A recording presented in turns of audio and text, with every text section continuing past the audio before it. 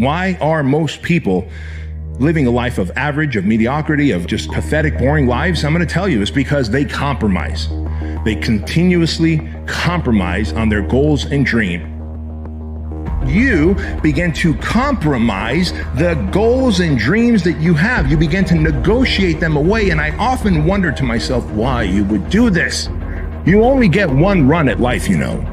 There is no second run. There is no trial run. If you think this is a trial run, my second time around, I'm really going to go all in. You're not. You're not. This is it. And so if you are here and you've got goals and dreams, why would you ever compromise? We are taken apart slowly, convinced to take an easier path, enticed by comfort. Most of us aren't defeated in one decisive battle. We are defeated one tiny, seemingly insignificant surrender at a time that chips away at who we should really be. It isn't that you wake up one day and decide, that's it, I'm going to be weak. No. It is a slow, incremental process. It chips away at our will. It chips away at our discipline. We sleep in a little later. We miss a workout, then another. And without realizing it, one day you wake up and you become something that you never would have allowed. Instead of strong, you are weak. You have to be on guard. You have to hold the line on the seemingly insignificant little things. Things that shouldn't matter, but things that do.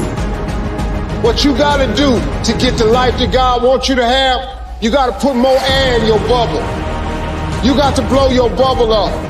Expand yourself. Take yourself out your comfort zone. Do not live in your bubble. Put some more air in your bubble. If you stay in your comfort zone, that's where you will fail. You will fail in your comfort zone. Success is not a comfortable procedure. Every day, do something that moves you toward that goal, that keeps that goal alive and in sight and in focus.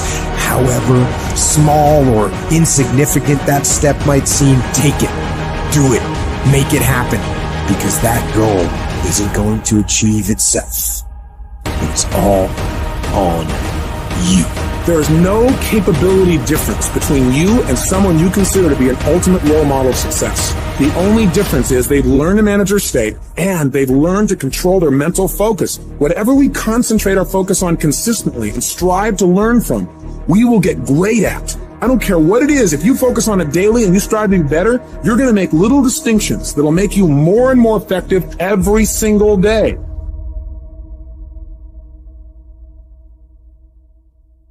Look up.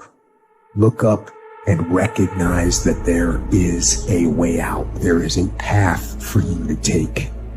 And it's not an easy path. It takes courage and it's hard. But what is the other choice? What else can we do? Let the darkness completely consume us, be overtaken by temptation and vice? No. Do not accept that. You can triumph over these dark forces. You can become better. You can be better. But if you don't put yourself out here, if you don't become actively involved in life, if you hold back on yourself and continue to procrastinate, most people go through life as volunteer victims. They go through life volunteering to be victims, giving excuses on why they're not pursuing their greatness, giving excuses on why they're not doing the things that they want to do, putting it off again and again and again, wasting valuable time. Life is very valuable, ladies and gentlemen. Time is very valuable. And it's very fragile. You've got to decide to do what you can right now and don't delay. The major key to your taking charge of your destiny is you. It's you. And even though you might not have all the things going for you that you would like, you have the power within you as you begin to develop your consciousness, as you hold the vision of what it is that you want to do, as you decide to answer this small voice within you. Because as you respond to this voice that's telling you you ought to do this, the way will come, ideas will come to you. You will begin to attract things you need and things that you don't even know that you need right now. Results is the name of the game. What other game is there? And I'm telling you, if you'll start with that, it's called the process of life change, and it doesn't matter how small the process is to start. One discipline starts it, and then one discipline feeds another, and the first thing you know, you've got this whole cycle in an upward positive motion.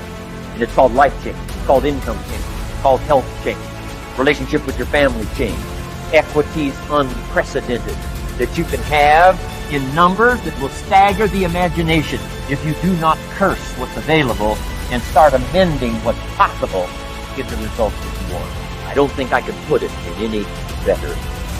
He said, it's not what happens that determines the major part of your future. It's not what happens. What happens to us all. He said, the key is what you do about it. It's not what happens, it's what you do. And he said, if you will start that process of change, do something different the next 90 days than you did the last 90 days. Like picking up the books to read. Do something different like the new health disciplines. Relationship with your family. Whatever it is, doesn't matter how small it is. If you'll start doing different things with the same circumstances. Since we cannot change the circumstances, but we can change ourselves. We can change what we do. For many people, the haunting begins the minute they wake up. Maybe they are fat or disabled, feel ugly, or are failing and overwhelmed at school or work, and it consumes them. Their obsession with their own imperfections and faults suffocates self-respect and submarines progress. And from the time they get out of bed until they are able to crawl back in that night, the only thing on their agenda is avoiding exposure and surviving another day in hell. When that's how you feel about yourself, it's impossible to see possibilities or seize opportunities.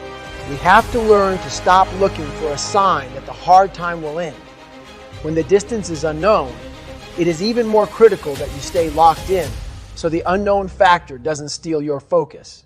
The end will come when it comes, and anticipation will only distract you from completing the task in front of you to the best of your ability. Remember, the struggle is the whole journey. That's why you're out there. It's why you signed up for this race or that class or took the damn job. There is great beauty when you are involved in something that is so hard, most people want it to end. We can make any obstacle as big or small as we like.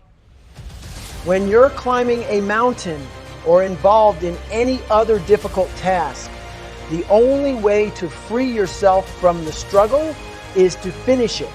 So why bitch about it when it gets hard? Why hope it will end soon when you know it will end eventually? When you complain and your mind starts groping for the eject button, you are not bringing your best self to the task, which means you are actually prolonging the pain. The hard chargers keep their heads down and hammer away. They've trained their minds to stay hard in those hard moments. They recognize the false summit for what it is and will always act as if they are nowhere near the top. Most people slow down and suffer on a steep trail, but slope and elevation are of no consequence to the hard charger. They keep their mind in attack mode until there are no more mountains to climb. And when they actually reach the top, they wish it had lasted a little bit longer. If you want to maximize minimal potential and become great in any field, you must embrace your savage side and become imbalanced, at least for a period of time. You'll need to funnel every minute of every single day into the pursuit of that degree, that starting spot, that job, that edge. Your mind must never leave the cockpit. Sleep at the library or the office. Hoop long past sundown and fall asleep watching film of your next opponent. There are no days off, and there is no downtime when you are obsessed with being great. That is what it takes to be the baddest motherfucker ever at what you do. Know that your dedication will be misunderstood. Some relationships may break down. The savage is not a socialized beast, and an imbalanced lifestyle often appears selfish from the outside. But the reason I've been able to help so many people with my life story is precisely because I embraced being that imbalanced while I pursued the impossible dream of becoming the hardest mother ever. That's a mythical title, but it became my compass bearing, my North Star. It is one of the strange ironies of this strange life that those who work the hardest, who subject themselves to the strictest discipline, who give up certain pleasurable things in order to achieve a goal, are the happiest. When you see 20 or 30 people line up for a distance race in some meet, don't pity them, don't feel sorry for them. Better envy them instead. For a person who has never tested their self-discipline over a long period of time, it's hard to believe that giving up pleasure can lead to immense happiness. Living your life the hard way makes it easier. People who voluntarily expose themselves to challenges are more capable of handling unforeseen hardships. Moreover, giving up certain pleasures, such as unhealthy food and sitting all day in front of the TV, can lead to immense improvements in one's well-being. Maintaining a healthy weight and beneficial nutritional habits doesn't just lead to physical improvements. It also affects self-esteem, reduces the risk for depression, and improves your body image. Giving up on pleasurable things, such as spending money without control, can also help you avoid crushing problems in the future. Today, it might be inconvenient that you can't spend your entire salary, but tomorrow your savings can save you from bankruptcy or pay for an urgent medical intervention. Lastly, self-discipline is in itself a manifestation of your higher being and is connected with nobler strivings. A human being reduced to its primal form has little ability for self-control. Operating in scarcity mode and left to its own devices, your primal brain will stuff your body until you won't be able to walk. It will make you cheat on your partner with every passing stranger. It will assume that every step outside the comfort zone is a danger, and so you'll never grow. Exerting self-control is working against the dominance of your primal brain. You forego primal urges in order to reach bigger and more important goals or to cultivate values that are important to you. You can live your life in a way that is congruent with who you are as a deeply complex human being, not a mere animal with the ability to reason. This leads to experiencing a wide variety of experiences that life has to offer.